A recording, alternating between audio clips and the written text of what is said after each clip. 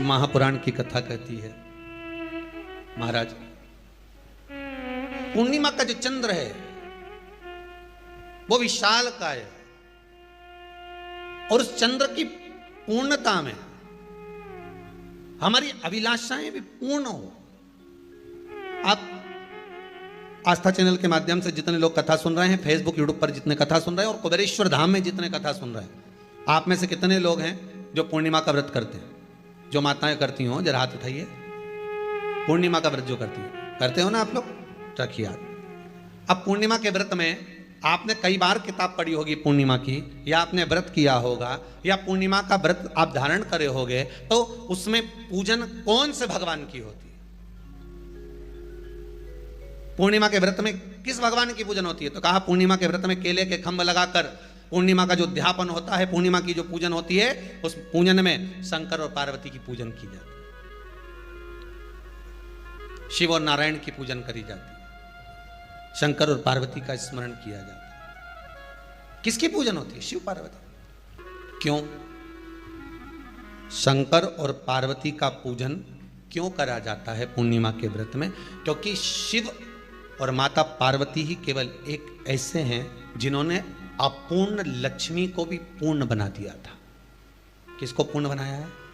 लक्ष्मी। पूर्णिमा के दिन अगर आप शंकर भगवान को एक लोटा पानी अगर शिव को समर्पित कर रहे हो, श्वेत पुष्प को रखकर शंकर जी के ऊपर सफेद फूल को चढ़ाकर अगर एक लोटा जल भी, एक पात्र जल भी शंकर को समर्पित कर रहे हो, तो ये लक्ष्मी के लिए ही तो कर रहे हो। और कौन सी लक्ष्मी? पूर्ण लक्ष्मी। पूर्ण लक्ष्मी।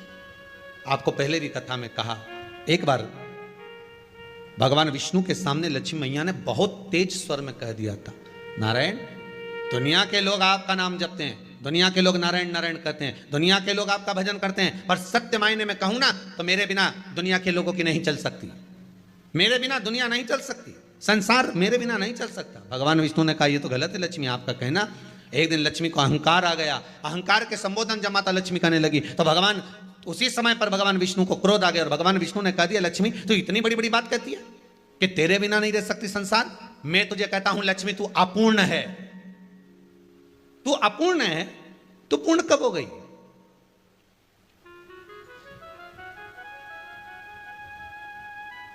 तेरी पूर्णता कहां हो गई? लक्ष्मी की आंख से आंसू बहने लगे। आज आपने मुझे अपूर्ण कहा है, आपको मालूम है आप मुझे अपूर्ण कह रहे हो? आपको ये ज्ञात हो रहा है आप मुझे अपूर्ण कह रहे हो? भगवान कहते हैं, हाँ लक्ष्मी मैंने तुझे अपूर्ण कहा है। अपूर्णता का मतलब आप जानते हो ना? भगवान कहते हैं, लक्ष्मी मैं सब जानता हूं। लक्ष्मी रोती हुई माता सरस्वती के पास पहुंच गई। सरस्वती ने पूछा, क्या बात है लक्ष्मी, क्यों रो रही हो? लक्ष्मी जी ने कहा, क्या बताऊं सखी, मेरे पति ने आज मुझे अपूर्ण कह दिया है। तो क्यों रो रही है तू? अपूर्ण अगर कह दिया, पति ने ही तो कहा है ना, तो क्यों रोना? चल मेरे साथ में। और सरस्वती मैया माता लक्ष्मी को लेकर सीधे पहुंच गई माता पार्वती के यहां।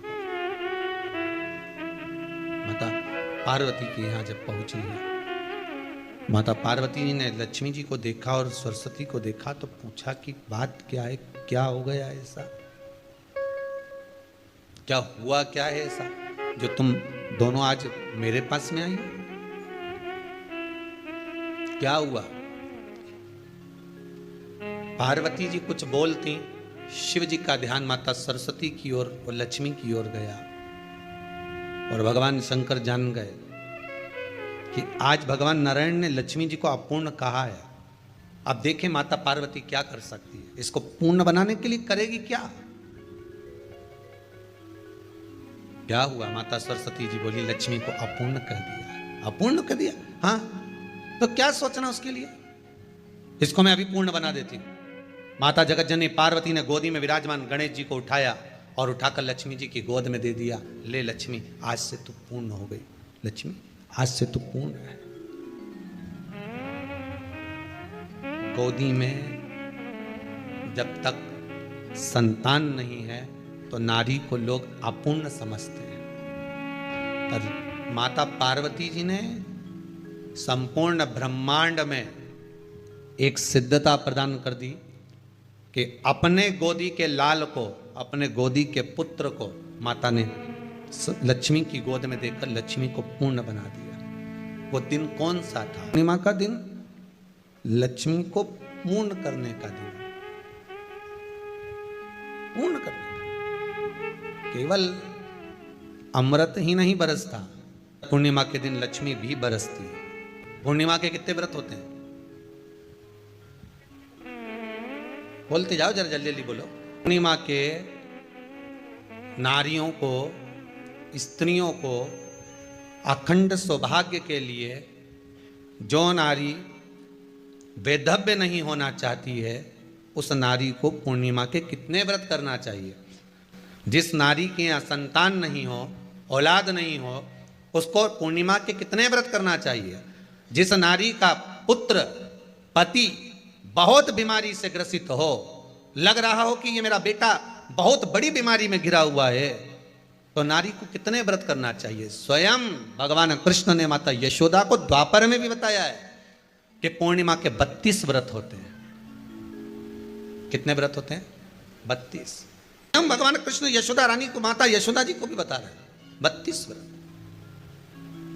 अब आपको किसी ने बता दिया होगा कि 8 कर लो, 7 कर लो, 6 कर लो, 12 कर लो, इसलिए आपने बोला कि 12 कर लीजिए, 32 कर लीजिए। अरे यहां तो द्वापर की कथा भी कहती है। यशोदा जी ने एक बार भगवान कृष्ण को रोक कर कह दिया, ए कन्हैया रुको। कन्हैया बोले, बोलो माँ क्या बात है?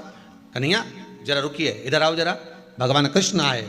हाँ माँ बोलिए। जगह का प्रसंग है ये, जिस समय पर राधा रानी कुरुक्षेत्र में नंद बाबा और यशोदा जी को लेकर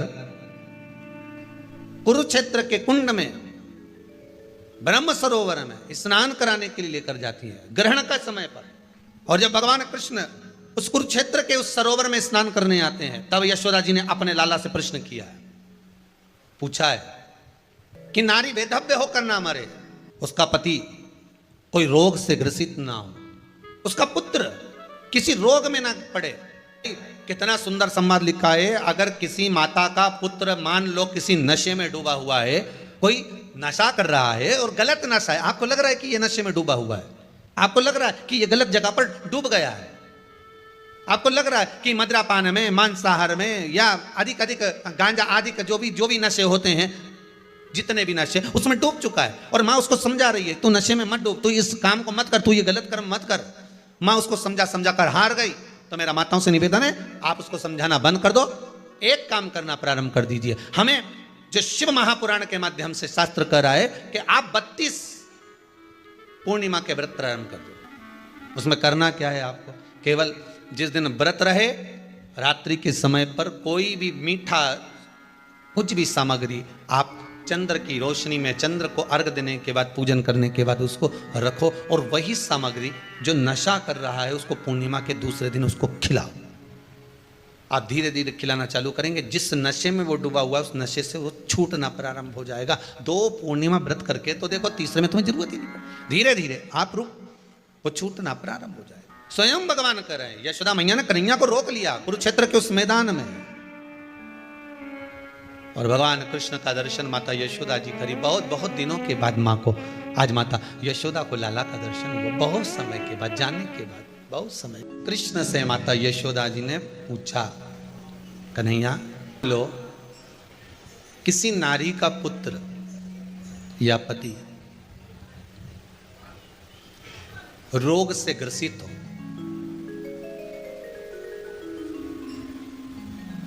उसके पति की या पुत्र की आयु थोड़ी सी हो,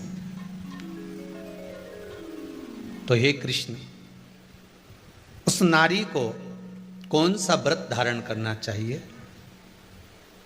या किसकी पूजन करना चाहिए? ये कुरुक्षेत्र की भूमि का संवाद है।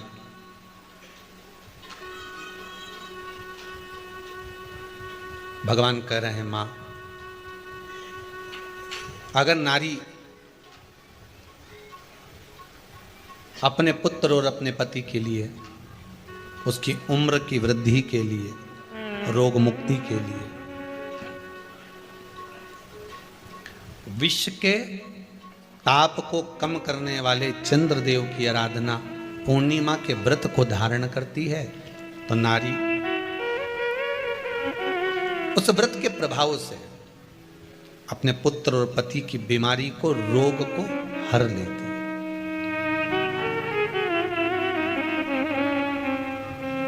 रोग का हरण कर लेती।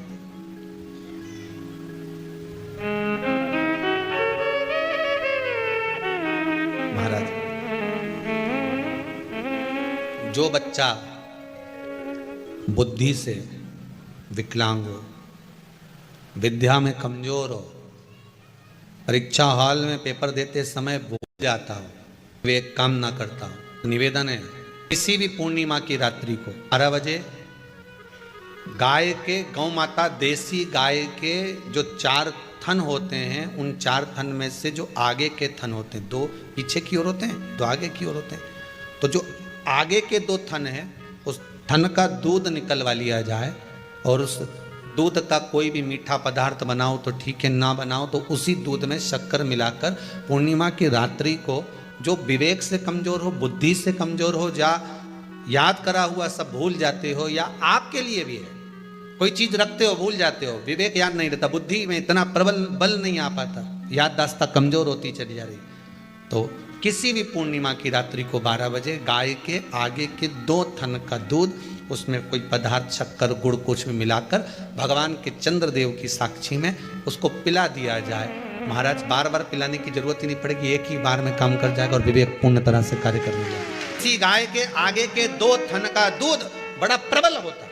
पूर्णिमा की रात्रि को 12 बजे उसका प्रयोग किया जाए। दूध को निकाल लो शाम के समय, रात्रि के समय ग्वाले से कहकर, जिसके यहाँ पर देसी गाय हो वहां निकलवा कर उसको रखा जाए, उसका पान करा जाए। रोग बीमारी में प्रबलता, तो मां यशोदा जी जग कल्याण के लिए पूछ रही है। जब देवता 33 कोटि देवता उस चंद्र के इंतजार में रहते हैं कि ये चंद्र प्रबल होगा, तब जाकर ये चंद्र यहां पहुंचेगा, तब जाकर हम मंथन करेंगे, तब जाकर वो अमृत मिलेगा, और उस अमृत को देवता धारण करेंगे तो वो आनंद पा जाएंगे। हम क्यों एक एक पूर्णिमा छोड़ें? एक एक पूर्णिमा के महत्व को जानिए। कोई पूर्णिमा साधारण नहीं है, कोई प्रदोष साधारण नहीं है, कोई शिवरात्रि साधारण नहीं है। 12 महीने शिवरात्रि पड़ती है, 12 महीने में प्रदोष पड़ते हैं, का महत्व ही नहीं जान पाते। कौन से प्रदोष पर क्या करना है, कौन सी पूर्णिमा को क्या धारण करना है, कौन सी शिवरात्रि पर। कई लोगों को तो यहां तक नहीं मालूम था कि भाई श्रावण के महीने में भी शिवरात्रि आती है। वो तो बस लोगों के कि शिवरात्रि का पूजन हुआ, तो उसका स्मरण क्यों छोड़े हम?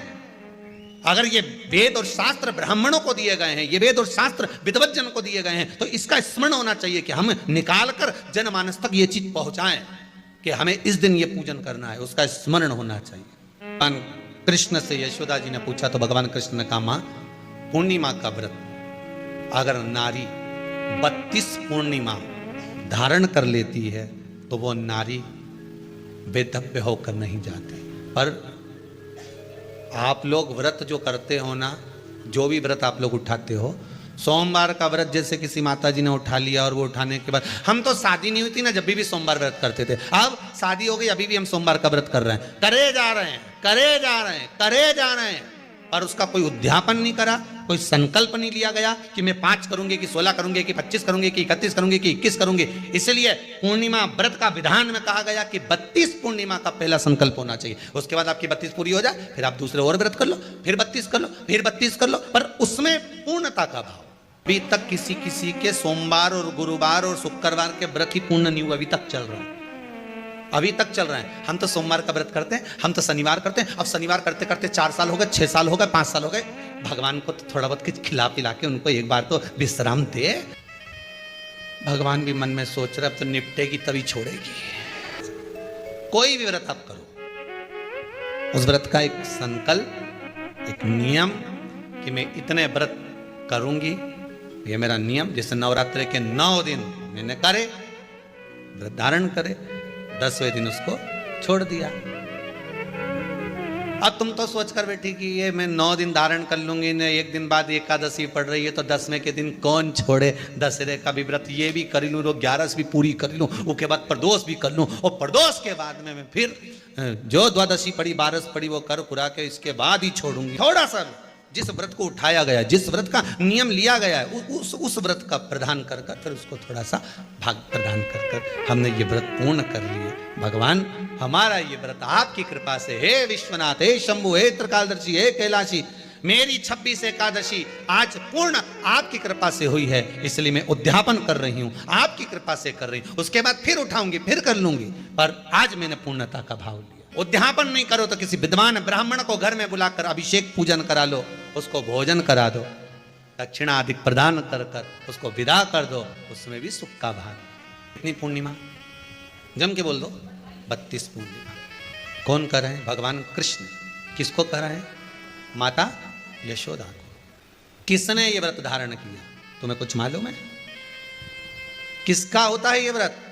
भगवान कृष्ण ने कहा ये शंकर और पार्वती का व्रत है। किसका व्रत है? शिव और पार्वती का। पूर्णिमा का व्रत शंकर और पार्वती का व्रत है। तो कोई कहे कि ये तो भगवान कृष्ण का व्रत है, तो ये तो कृष्ण भगवान तो द्वापर में आए हैं, पर पूर्णिमा का व्रत तो स्वयं माता पार्वती जी ने भी धारण करा है।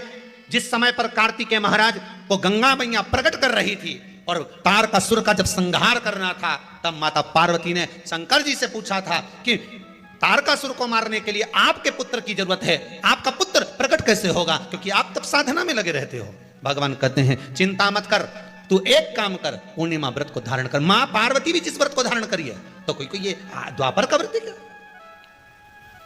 यहां तो शास्त्र कह रहा है कि कोई भी अगर आप प्रसंग धारण कर रहे हो, कोई भी आप नियम धारण कर रहे हो, कोई भी आप व्रत धारण कर रहे हो, या आप किसी भी तरह का पुण्य भाग धारण कर रहे हो, तो उसमें जड़ की मूलता होना चाहिए। जड़ कहां?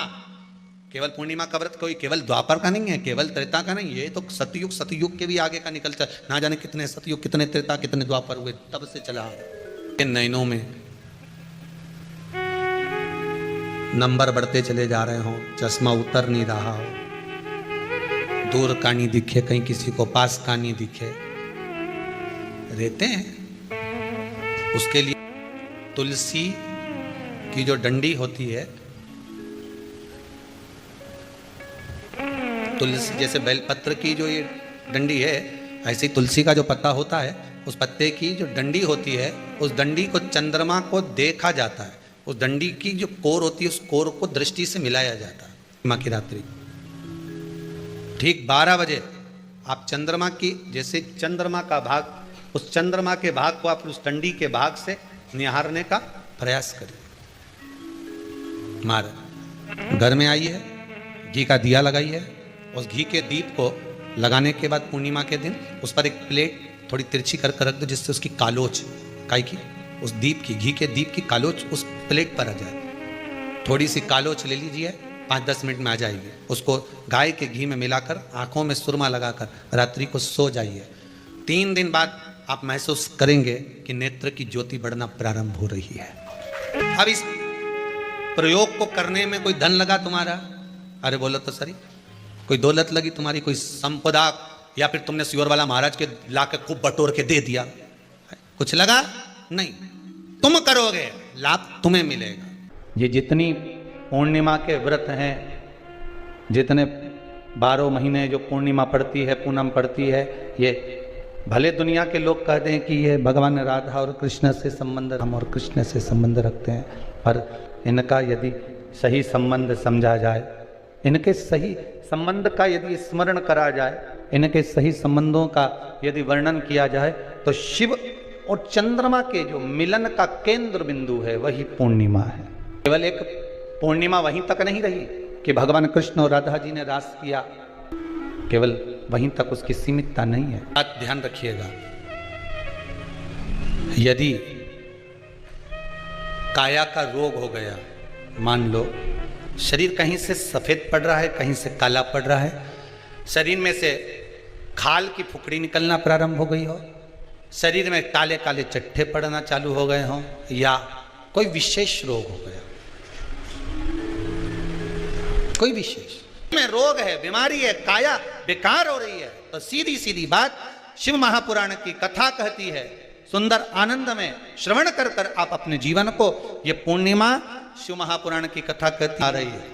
कुछ नहीं करना, पीपल का एक पत्ता, उस पत्ते पर थोड़ा सा चावल, पूर्णिमा की रात्रि को अपने हाथ में लेकर, अपने नयनों से लगाकर, शरीर पर से स्वयं उतार कर उसको दरवाजे के पास रख दीजिए।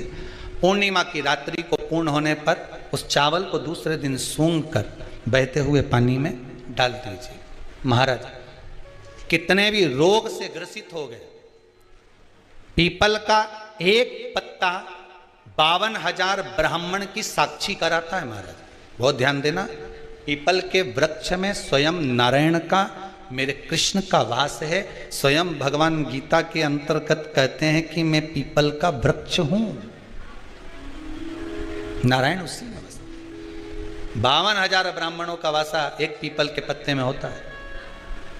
और आपको पहले भी कथा में कहा, गाय, ब्राह्मण, बहन, बेटी, ये सब काल का हरण करने वाले हो, काल को हरने वाले हो। रो को मिटाइए, शिव का स्मरण करो। पूर्णिमा के दिन चावल का एक आखा दाना, आखा दाना जानते हो, पूरा खंडित चावल नहीं, कितना चावल, एक दाना चावल का शंकर भगवान के शिवलिंग पर समर्पित करिए।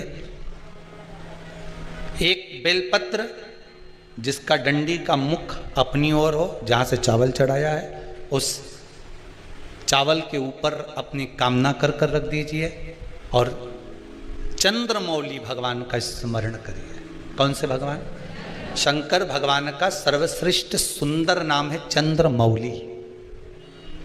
चंद्रमौली भगवान का स्मरण करिए, अपनी कामना कर कर बेलपत्र समर्पित कर कर शिव जी पर एक लोटा पानी, एक जल पात्र समर्पित करो, कलश से जल चढ़ा दीजिए, नैनों में वो जल लगाकर अपनी कामना कर कर वापिस घर को आइए। आएगी जो कामना करी है मेरा चंद्रमौली भोलेनाथ उसे पूर्ण कर ही देगा। शिव उपासना के लिए जितनी 12 महीने में पूर्णिमा पड़ती है, एक एक पूर्णिमा का व्याख्यान वर्णन करेंगे। आज तो कथा का महत्तम दिवस है, पहला दिवस है, तो हम उसको महत्व समझें कि पूर्णिमा का महत्व क्या है, हम उसका महत्व समझें कि शंकर और चंद्र का रिश्ता क्या है, संबंध क्या है। भगवान ने जितनी पूर्णिमा बनाई है, जितने नक्षत्र बनाए, जितनी घड़ी बनाई, जितना पल बनाया, जितना समय बनाया, ये शंकर भगवान ने जो बनाया ये गलत नहीं बनाया, श्रेष्ठता के लिए बनाया, जग के उद्धार के लिए, संसार के उद्धार के लिए बनाया। अब उसका प्रयोग आप करें ना करें ये आपके ऊपर है, आप उसका प्रयोग कर रहे हैं ना कर रहे हैं आपके ऊपर, पर जो बनाया है मेरे भगवान।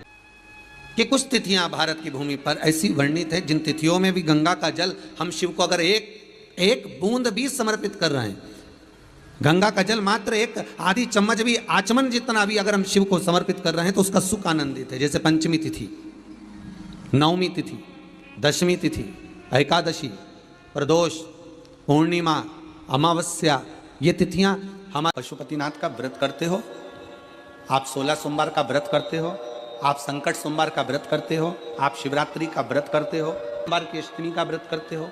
उन व्रतों में सारे व्रत करो, मना नहीं है, पर उस व्रत में अपना पूर्ण समर्पण परमात्मा के प्रति रखो। केवल खाना छोड़ा है, अन्न छोड़ा है, भोजन छोड़ा है, और दिन में सुबह से लेकर शाम तक 2-3 बार तुमने कुछ ना कुछ पाया है, वो व्रत हो सकता है आपकी दृष्टि में, पर हमारी दृष्टि में व्रत कौन सा है? शिव महापुराण की कथा कहती है कि सुबेरे आपका व्रत चालू हुआ, दूसरे दिन ब्रह्म मुहूर्त तक जो आपका व्रत आपने रखा है, भगवान का जो व्रत कर रहे हो, उस व्रत में एक बात अपने अंदर उतार कर रखो कि इस दिन मैं अपने मोबाइल का त्याग करती हूँ, पूरे दिन मैं मैसेज नहीं पढ़ूंगी, मैं देखूंगी नहीं, मैं अपशब्द नहीं कहूंगी, मैं जानूंगी नहीं। दूसरा, आज के दिन मेरा व्रत है, आज 1 महीने में, 15 दिन में, 2 दिन में, 20 दिन में मैंने अगर किसी से भी अपशब्द कहा होगा, आड़ा टेढ़ा कहा होगा, तो सबसे पहले आज व्रत वाले दिन मैं उसको सॉरी कहूंगी, क्षमा मांगूंगी और अपने हृदय से लगाने का प्रयास करूंगी। व्रत है।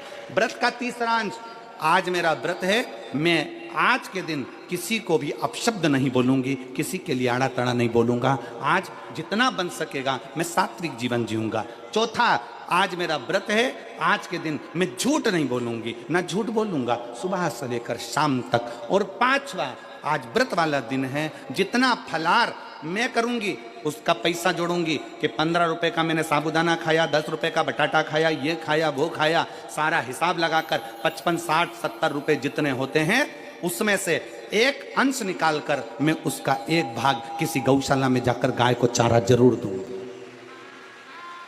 आपका व्रत, आपकी साधना, आपका तप, आपका बल आप कैसा कर रहे हैं?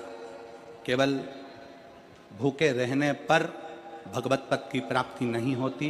शिव महापुराण की कथा कहती है कि भूखे रहने से भगवान की प्राप्ति नहीं होती। शिव पुराण की कथा कहती है भगवान को पाने की भूख बढ़ाने से भगवान की प्राप्ति होती है। भीतर से परमात्मा को पाने की भूख बढ़ाइए, भगवान को पाने की भूख बढ़ाओ भीतर से।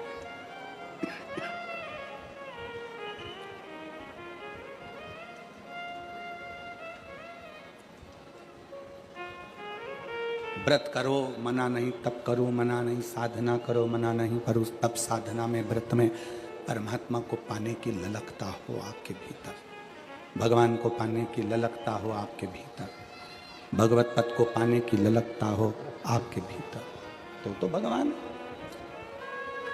हाँ, पुराण की कथा एक बड़ी सुंदर बात कहती है, व्रत आप करते हो,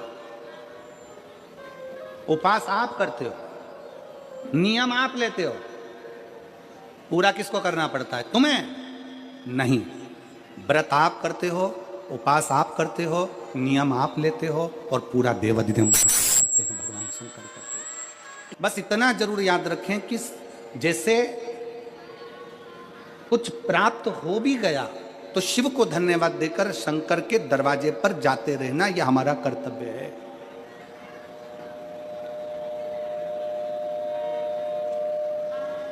एक बहन जी ने पत्र लिखा था कल। उस पत्र में बहन जी ने लिखा कि शिव महापुराण तप का मतलब क्या होता है? चलिए, उपास का मतलब बताओ। खाना छोड़ देना व्रत नहीं है, दूसरे का धन छुड़ाकर खाना छोड़ देना व्रत है। शिक्षा दे देना, किसी को चिकित्सा की जरूरत है उसकी चिकित्सा में थोड़ा सा धन लगा देना, कोई रोते हुए के आंख के आंसुओं को पोंछ देना, किसी के दुख में खड़े होकर उसको खुशियां प्रदान कर देना, ये दुनिया का सबसे बड़ा व्रत है, सबसे बड़ी साधना, सबसे बड़ा तप। मन साफ है तो सारी गलतियां माफ है, और अगर मन ही साफ नहीं है तो गलती कौन माफ करेगा भाई?